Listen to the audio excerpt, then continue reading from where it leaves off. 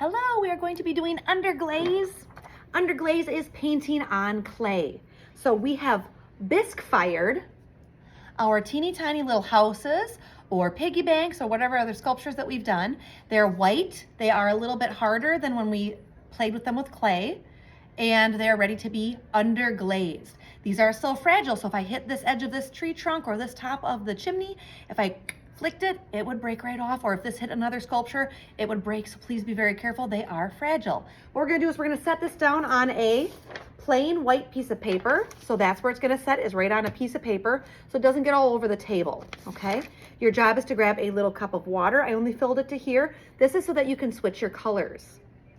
I also have a couple of different brushes, a small and a medium-sized brush, and then I have paper towels because you want to dry your brush in between the colors. So I have little jars of glaze. This one says Hunter Green, and then I have big jars of glaze. The big jars of glaze have regular colors: red, orange, yellow, green, blue, purple, and black. Those are just the regular rainbow colors. The little jars have a few more different colors, so I might have a dark green or a light green or an avocado or different colors, okay? When you use the tiny jars, they might be dried up or they might not be mixed up very good because they're tiny.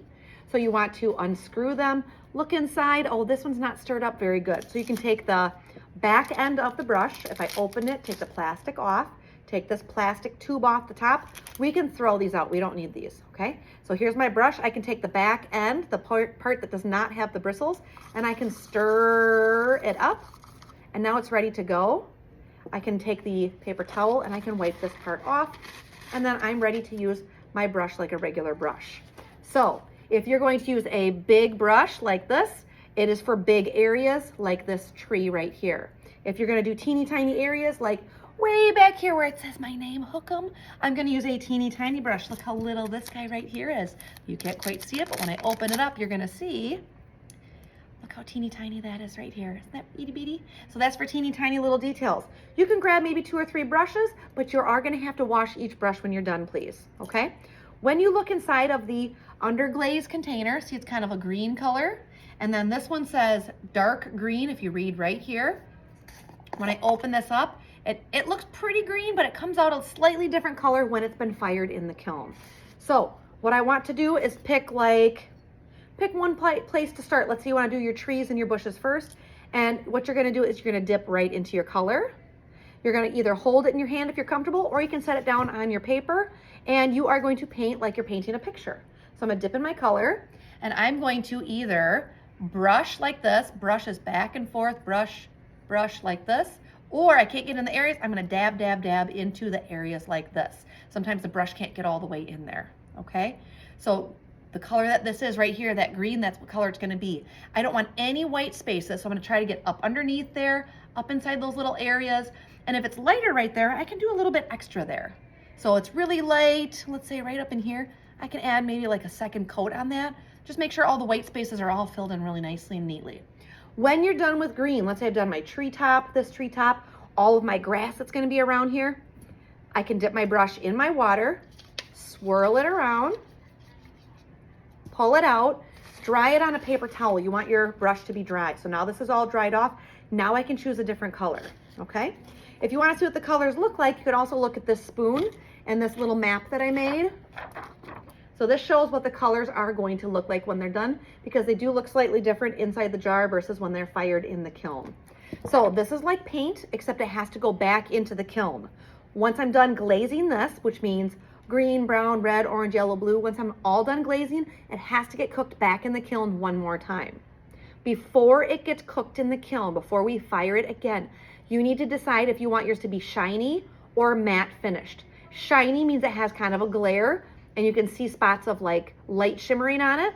This one right here, this has been fired, but it is matte finished. See how this one is not shiny? So the whole dude is not shiny. I could choose just to make his teeth shiny, or I could choose to make the whole thing shiny.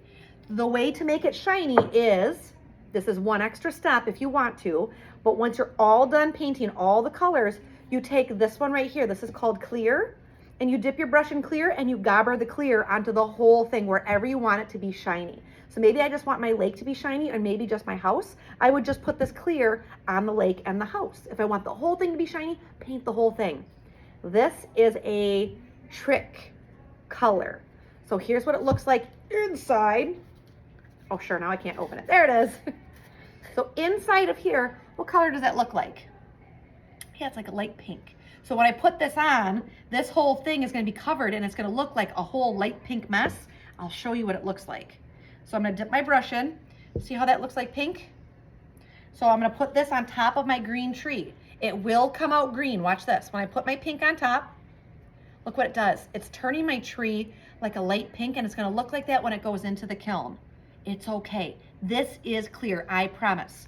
And you can double check, and you can look right here. This says clear, transparent right here. So if you're double checking and you're a little nervous about it, double check the jar, make sure it says clear, and then just go ahead and put that on any areas that you want to be shiny. Let's say I goofed up and I'm like, oh no, I don't want that color to be there. You can dip your paper towel into clean water, just like this, so it has clean water on it, and I can take this and I can scrub off the paint using my paper towel, okay? The last thing to mention is you're gonna have pieces that are not stuck together. These are itty bitty teeny tiny fine sculptures, and I have a tree that is meant to go way over here on this side. There was a toothpick inside of here. There's a little hole here and a little hole here. I'm not going to glaze where the hole is, and I'm not gonna glaze where that hole is. I'm gonna glaze everything else, and then when I'm done, I can put that toothpick back in, and I can glue that back together with hot glue. If I were to hot glue this now and put it in the kiln, it would heat it up and tip it over, and then it would not look good because the heat of the kiln, it will break down the hot glue and it won't work very good, okay? So step number one, you're gonna choose your underglaze colors. Just pick one. Everybody else is gonna be picking out glazes too. So just pick one color that's your favorite. I'm gonna choose this dark green. I can sit next to a buddy and I can use it. Use the dark green. When you're done, put it back, grab your next color, okay? You're gonna take maybe 2 or 3 classes to paint these, okay? You could add extra details to this too. So let's say you want your house to be all blue. I could take a green and do polka dots on top, or stripes on top, or stars. So you can kind of layer your colors just like you're painting a picture, okay? So step one, underglaze it with the paint. Step two, figure out where you want it to be shiny and put clear coat on top of it. When you're done, we put it in the kiln. The last thing is, do not glaze the bottom. Do not glaze the bottom. If I glaze the bottom or paint the bottom, when it goes in the kiln, it sticks to the shelf. So don't glaze the bottom, okay? I think that covers it, so happy underglazing. When you are done, you're gonna take all of your brushes to the sink and you're gonna wash them all out. So you're gonna put soap in your hand, wash, make sure it comes out clear, put the brushes up in the cup when you're done, okay? Paper towels go in the garbage, your project goes back in the tray, and we can either figure out if we need to finish it next time or whether we're done, okay? So happy underglazing.